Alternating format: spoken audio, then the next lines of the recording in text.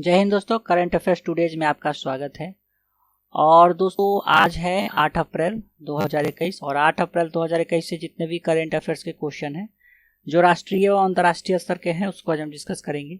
साथ ही इस current affairs का अगर आप पीडीएफ डाउनलोड करना चाहते हैं तो हमारे टेलीग्राम चैनल से डाउनलोड कर सकते हैं।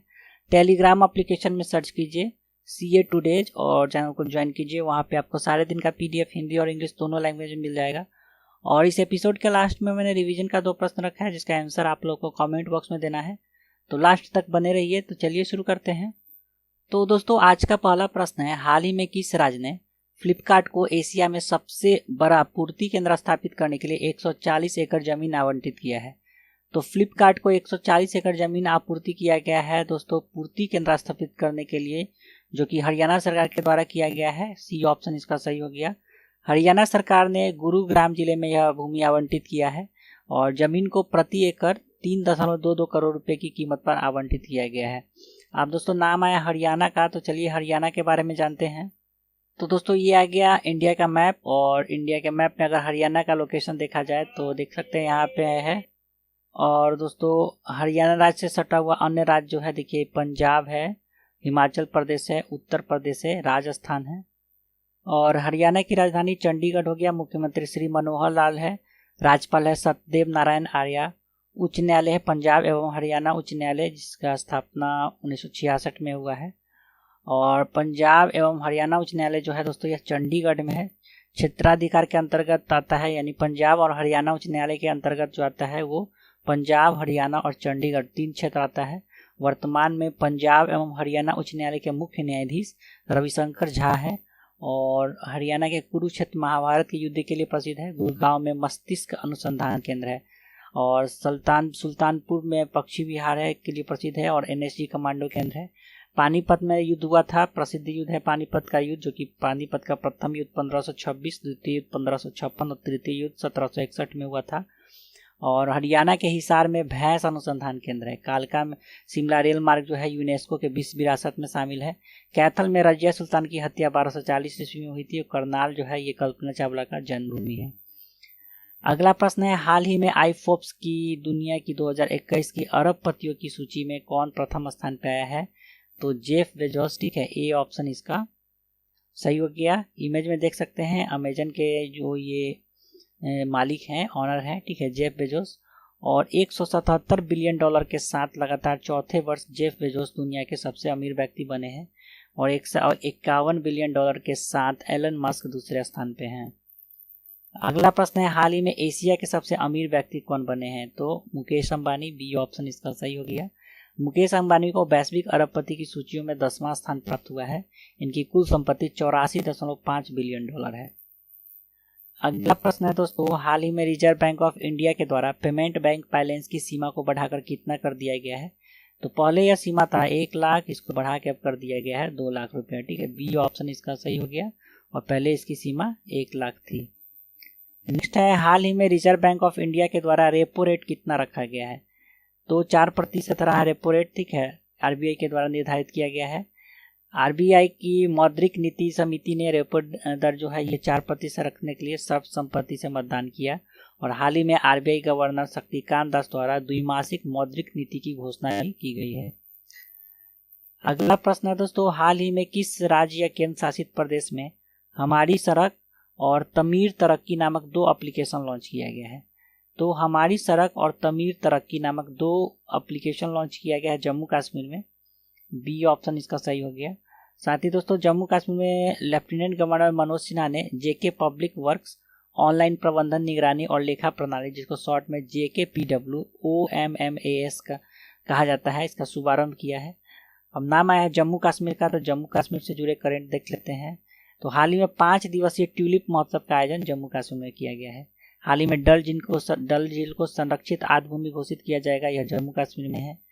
हाल ही में जम्मू कश्मीर पहले व्हाइट वाटर राफ्टिंग की मेजबानी की है। इसका आयोजन चिनाव नदी में किया गया है। 4 मार्च को भारतीय सेना द्वारा उत्तरी कश्मीर में अपनी तरह का पहला रेडियो चिनार, ठीक है, रेडियो चिनार 90.4 हर दिल की धड़कन टैगलाइन के साथ सामुदायिक रेडियो स्टेशन का उद्घाटन किया गया है। हाल ही में खेलो इंडिया शीतकालीन राष्ट्रीय खेल के दूसरे संस्करण में जम्मू कश्मीर ने प्रथम स्थान प्राप्त किया है। जम्मू कश्मीर ने कुल 11 स्वर्ण, 18 रजक और 5 कांस्य पदक जीता है। महबूबा मुफ्ती को 3 साल की अवधि के लिए जम्मू कश्मीर पीपुल्स डेमोक्रेटिक पार्टी का अध्यक्ष चुना गया है। वह लगातार 7वीं बार इस पद के लिए चुनी गई हैं। महबूबा मुफ्ती के पिता मुफ्ती मोहम्मद सईद ने जम्मू कश्मीर के पूर्व मुख्यमंत्री बनने के बाद महबूबा मुफ्ती को 2003 में इस पद के लिए पहली बार चुना था। हाल ही में जम्मू और कश्मीर में पायलट प्रोजेक्ट के तौर पर आरबीआई के द्वारा ई कुबेर भुगतान प्रणाली चालू किया गया है। और हाल ही में जम्मू कश्मीर में यूरोप और अफ्रीका के विदेशी दूतों का प्रतिनिधिमंडल 17 फरवरी 2021 को 2 दिवसीय दौरे पर आए थे। इन सभी को 18 फरवरी 2021 को केंद्र शासित प्रदेश में सुरक्षा स्थिति के बारे में भारतीय सेना और जम्मू कश्मीर पुलिस के शीर्ष अधिकारियों ने जानकारी दी थी। अगला प्रश्न है, हाल ही में किसके द्वारा एक वित्तीय बाजार सरकार सुरक्षा अधिग्रहण कार्यक्रम यानी GSAP 1.0 की घोषणा की गई है? तो वित्तीय बाजार सरकार सुरक्षा अधिग्रहण कार्यक्रम, जिसको शॉर्ट में GSAP 1.0 कहा गया है, ये जो है आरबीआई के द्वारा इसकी घोषणा की गई है। ठीक है, डी ऑप्शन इसका सही हो गया। और रिजर्व बैंक इस वित्तीय वर्ष की पहली तिमाही में द्वितीयक बाजार से 1 ट्रिलियन मूल्य का सरकारी बॉन्ड खरीदने का भी घोषणा किया है। अगला प्रश्न है, हाल ही में किस व्यक्ति को संसदीय कार्य मंत्रालय के सचिव के रूप में नियुक्त किया गया है? तो संसदीय कार्य मंत्रालय के सचिव के रूप में नियुक्त किए गए हैं ज्ञानेश कुमार। सी ऑप्शन सही हो गया। ज्ञानेश कुमार 1988 बैच के केरल कैडर के आईपीएस अधिकारी हैं।